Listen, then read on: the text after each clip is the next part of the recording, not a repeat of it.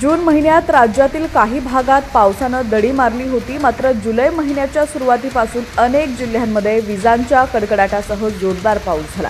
पावसामुळे खरीप पिकांना जीवनदान मिळालं असून बळीराजा सुखावलाय।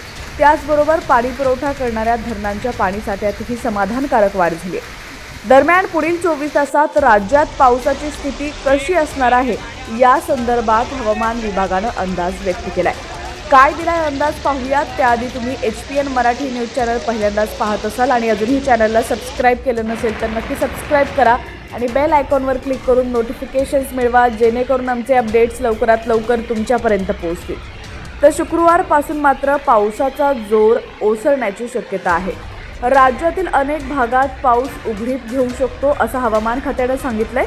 IMDच्या अंदाजानुसार आज कोकण किनारपट्टी आणि पश्चिम घाटाच्या परिसरात मुसळधार पाऊस पडू शकतो। रायगड, सातारा जिल्ह्यात अतिमुसळधार पाऊस होण्याची शक्यता आहे। त्यामुळे दोन्ही जिल्ह्याला रेड अलर्ट देण्यात आलाय। उत्तर महाराष्ट्रातील नाशिक, अहमदनगर तसंच पुण्यासह किनारपट्टीवरील अन्य जिल्ह्यांना आज पावसाचा ऑरेंज अलर्ट जारी करण्यात आलाय। पश्चिम घाटात पावसाचं प्रमाण जास्त राहू शकतं, त्यामुळे पर्यटनासाठी जाणाऱ्या नागरिकांना सतर्कतेचं आवाहन करण्यात आलेलं आहे।